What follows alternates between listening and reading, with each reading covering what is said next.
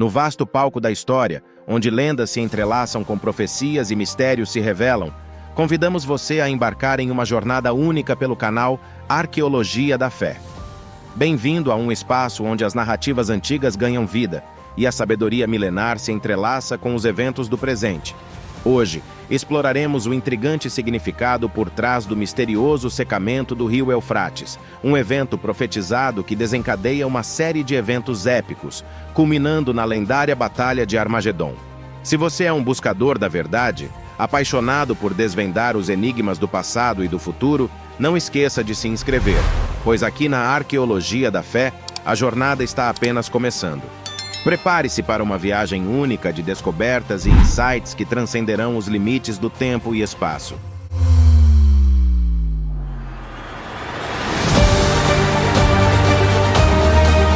Essa é a razão pela qual todos estão pesquisando sobre o rio Eufrates. Como resultado do Eufrates secar, várias ruínas antigas em uma caverna tornaram-se acessíveis nos últimos anos. O nível de água do rio Eufrates diminuiu significativamente. Algumas pessoas apressam-se a apontar o leito do rio secando como o cumprimento das previsões sobre o fim dos tempos encontradas na Bíblia. Mas o que é o rio? Qual é o significado por trás de seu secamento? Existente há muito tempo na área do Crescente Fértil, o rio Eufrates é um marco significativo nas Escrituras e um recurso valioso no Oriente Médio, passando pela Turquia, Síria e Iraque. A Bíblia se refere a esse rio mais de 50 vezes. No Gênesis, o livro do Gênesis nos apresenta a esse rio pela primeira vez. No Gênesis 2, é afirmado que o rio Eufrates foi um dos 4 rios que fluíram do Jardim do Éden. Gênesis 2, 10-14. Um rio flui do Éden para regar o jardim e se divide em 4 rios. O primeiro é chamado Pison, que flui para Havilá, onde há ouro, conhecido por resina aromática e a pedra ônix. O segundo rio é chamado Giom, que flui pela terra de Cuxi. O terceiro rio é chamado Tigre, que flui a leste da Assíria. O quarto rio é o Eufrates. O Jardim do Éden era um lugar onde o homem poderia encontrar Deus. As identidades dos rios Pison e Giom não são completamente conhecidas por nós. Por outro lado, as identidades dos rios Tigre e Eufrates são conhecidas. A área-chave no mapa do Oriente Médio é o que os geógrafos chamam de Crescente Fértil, uma faixa de terra fértil que se estende desde o rio Nilo no Egito, passando pela terra de Israel, até as planícies ao redor dos rios Tigre e Eufrates na Mesopotâmia. Se os rios Tigre e Eufrates mencionados na Bíblia são os mesmos rios conhecidos por esses nomes hoje, então o Jardim do Éden deve ter estado localizado no Oriente Médio. No entanto, mesmo uma inundação modesta em uma área localizada pode alterar o curso de um rio. Uma inundação que ocorreu durante o tempo de Noé foi mais do que apenas uma inundação localizada. Conhecemos rios modernos hoje, como o Tigre e o Eufrates, porque Noé e seus filhos deram nomes a alguns rios no primeiro mundo pós-dilúvio, seguindo rios familiares pré-diluvianos. A inundação mudou radicalmente a paisagem da Terra. Como resultado, o rio Eufrates mencionado no Gênesis pode ter se perdido. Pode ser que os rios atuais chamados Eufrates sejam apenas nomeados em homenagem àqueles ligados ao Éden, da mesma forma que Bethlehem, Pensilvânia, recebeu o nome da cidade na Judéia. Portanto, podemos nos referir a isso como o primeiro rio Eufrates. Em Deuteronômio 1, Deus faz a promessa de dar aos israelitas toda a terra entre o Eufrates e o mar Mediterrâneo.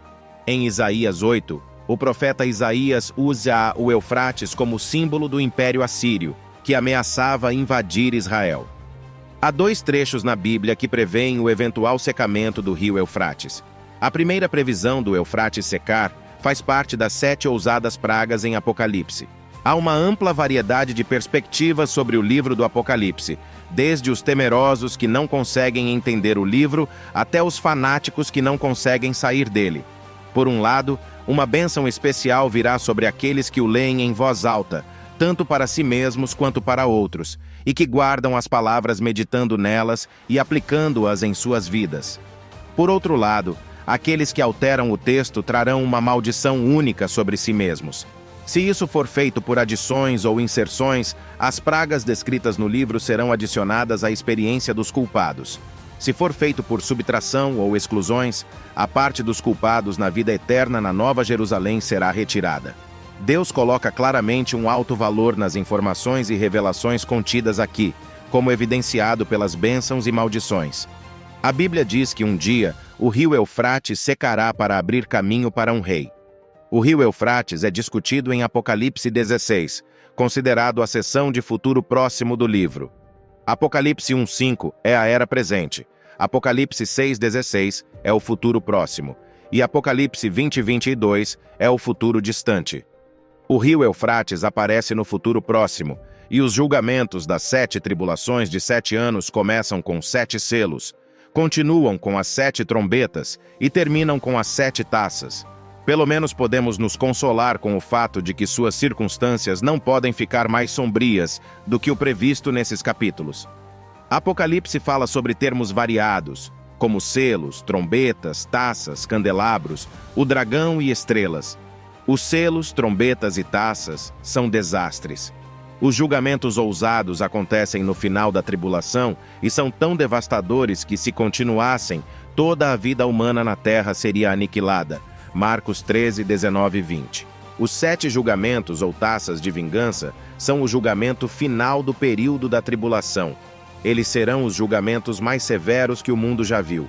As 7 taças são descritas em Apocalipse 16, 1:21, onde são especificamente chamadas as 7 taças da ira de Deus sob o anticristo. A maldade do homem atingiu seu auge e é confrontada com a ira de Deus contra o pecado. A 7ª trombeta convoca as 7 taças ousadas. O rio Eufrates aparece na 6ª taça. A primeira taça é de úlceras que surgiram nas pessoas que tinham a marca da besta e adoravam sua imagem. Esta praga é direcionada àqueles que se comprometeram com o anticristo. A 2ª taça é derramada no mar, transformando a água em sangue, como a de um cadáver, e toda criatura viva no mar morreu. Quando a 3ª taça da ira de Deus é derramada, os rios e as fontes de água doce também se tornam em sangue. Durante a 4ª taça, o 4º anjo derrama sua taça no sol, e o sol é autorizado a queimar as pessoas com fogo intenso. O calor intenso as abrasa. A 5ª taça mergulha o reino da besta em trevas extraordinárias. A dor e o sofrimento dos ímpios intensificam-se. A 6ª taça é derramada no rio Eufrates, o 6º julgamento ousado, a penúltima judiação da tribulação, é o secamento do rio Eufrates. Apocalipse 16, 12. Apocalipse 16, 12 da Amplified Bible diz: Então o 6º anjo derramou sua taça sobre o grande rio, o Eufrates, e suas águas secaram, para que o caminho fosse preparado para a vinda dos reis do Oriente. Os romanos acreditavam que o rio Eufrates servia como uma defesa inexpugnável contra um ataque dos impérios localizados mais a leste. Naqueles dias, ele se estendia por um total de 2.900 quilômetros de comprimento e variava em largura de 300 a 1.200 metros. Grandes exércitos do Oriente, incluindo os da China, Índia e Japão, podiam se mover para o Ocidente com relativa facilidade, uma vez que o rio Eufrates secasse e se transformasse em uma estrada. Alguns especulam sobre a razão pela qual esses exércitos do Oriente se movem para o Ocidente. Alguns têm a noção de que é uma resposta a uma figura global conhecida como o Anticristo, baseado na Europa. No final, eles entrarão em combate com Deus. Em seguida, os reis da terra se reúnem no lugar chamado Armagedon. E aqui está a conexão. O secamento do rio Eufrates está ligado a uma grande guerra.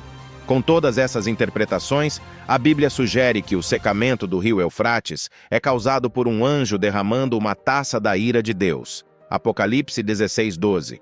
Indica que o secamento não é resultado de razões naturais, como clima ou intervenção humana, mas sim um evento divinamente projetado. O propósito é claro: preparar o caminho para os reis do Oriente, estabelecendo assim o palco para a batalha profetizada. Essa grande batalha ocorre em um lugar chamado Armagedon. Mas o que é a Batalha de Armagedon? Hoje, o termo Armagedon é às vezes usado em um sentido mais geral para aludir a qualquer tipo de batalha cataclísmica, especialmente se for vista como provável de resultar em destruição generalizada ou aniquilação da vida humana. De acordo com o livro do Apocalipse, o termo bíblico Armagedon alude ao conflito final decisivo que ocorrerá no futuro entre Deus e as forças do mal. A palavra vem do hebraico Har Megiddo, que significa Monte Medido, o local previsto para a batalha. A palavra Armagedon faz sua única aparição na Bíblia em Apocalipse 16, 13:16, Amplified Bible. E eu vi 3 espíritos imundos, semelhantes a rãs, saírem da boca do dragão, Satanás, e da boca da besta, anticristo ditador, e da boca do falso profeta. Pois eles são, na verdade, espíritos de demônios que realizam sinais milagrosos, e eles saem para os reis de toda a terra habitada, para reuni-los para a guerra do grande dia de Deus Todo-Poderoso. Eis que venho como um ladrão. Bem-aventurado aquele que permanece acordado e que guarda suas vestes, ou seja, permanece espiritualmente pronto para o retorno do Senhor, para que ele não fique nu, espiritualmente despreparado, e os homens não vejam a sua vergonha. E os demônios reuniram os reis e exércitos do mundo no lugar que em hebraico é chamado Armagedon. Nesse ponto, Jesus retorna, e a batalha travada em Armagedon resultará na destruição de todos os inimigos de Deus. Apocalipse 16, 17 e 20. Em Apocalipse 19, 11, 20 e 1, na Bíblia Amplificada, ocorre uma batalha final na segunda vinda de Cristo, onde o Cristo vitorioso derrota as forças do anticristo. Então eu vi o céu aberto, e eis um cavalo branco, e aquele que estava montado nele é chamado Fiel e Verdadeiro, confiável, leal, incorruptível, firme. E em justiça ele julga e faz guerra contra as nações rebeldes. Seus olhos são chama de fogo, e em sua cabeça há muitas coroas reais. E ele tem um nome inscrito nele que ninguém conhece ou entende, exceto ele mesmo. Ele está vestido com uma túnica tingida de sangue, e seu nome é chamado a Palavra de Deus. E os exércitos do céu, vestidos de linho fino, branco e limpo, o seguiram em cavalos brancos. De sua boca sai uma espada afiada, sua palavra, com a qual ele pode ferir as nações, e ele as governará com cetro de ferro, e ele pisa o lagar da fúria da ira de Deus Todo-Poderoso. Em julgamento do mundo rebelde, e em sua túnica e em sua coxa, ele tem um nome inscrito: Rei dos Reis e Senhor dos Senhores. Então eu vi um único anjo em pé no sol, e com uma voz alta ele gritou para todas as aves que voam no meio do céu, dizendo: Venham, ajuntem-se para a grande ceia de Deus, para que possam comer carne de reis, carne de capitães, carne de homens fortes, carne de cavalos e de seus cavaleiros, e a carne de todos, livres e escravos, pequenos e grandes, em um completo triunfo do mal. E eu vi a besta, o anticristo, e os reis da terra, e seus exércitos reunidos para fazer guerra contra aquele que está montado no cavalo branco e contra o seu exército. E a besta foi pega, e com ela o falso profeta que realizou os sinais milagrosos perante ela, com os quais ele enganou aqueles que haviam recebido a marca da besta e adorado a sua imagem. Os 2 foram lançados vivos no lago de fogo que arde com enxofre, e os restantes foram mortos com a espada que saiu da boca daquele que está montado no cavalo, e todas as aves se fartaram com as suas carnes.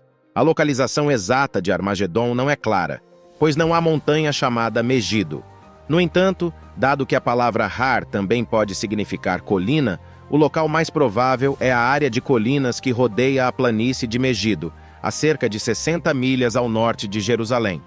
Megido foi o local de batalhas entre numerosos exércitos ao longo da história, incluindo egípcios, assírios, gregos, romanos e cruzados, bem como as tropas de Napoleão. Megido foi o cenário de batalhas durante as 2 guerras mundiais. 2 das maiores catástrofes da história bíblica ocorreram em Armagedon. A primeira foi a morte de Saul e seus filhos, 1 Samuel 31:8, e a segunda foi a morte do rei Josias, 2 Crônicas 35:22. Influências demoníacas farão com que os reis da terra reúnam seus exércitos para um assalto total. O anticristo liderará esse movimento. Jesus Cristo voltará à terra com os exércitos do céu. Seus pés ficarão no Monte das Oliveiras. Ele derrotará as forças do mal, lançará o anticristo e o falso profeta no lago de fogo, e os demais serão mortos pela espada que sai de sua boca. Todas as aves se fartarão com a carne deles. Em resumo, o secamento do rio Eufrates está conectado a uma grande guerra, a Batalha de Armagedon. Esta batalha é um sinal de que o confronto final entre o bem e o mal ocorrerá, levando a uma nova era de governo divino e paz.